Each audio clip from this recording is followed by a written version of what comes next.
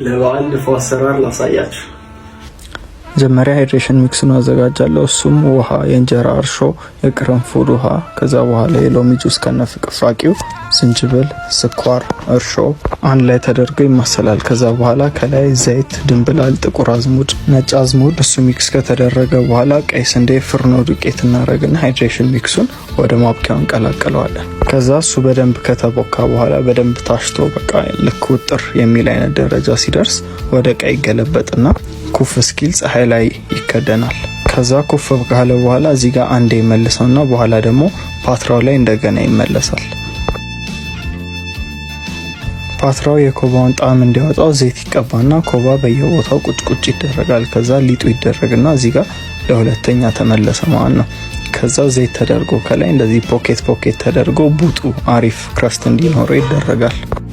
ከዛ ወደ ኦቭን ይገባና በ180 ዲግሪ ለ1 ሰዓት ይበስላል። መጨረሻው ይህንን ይመስላል።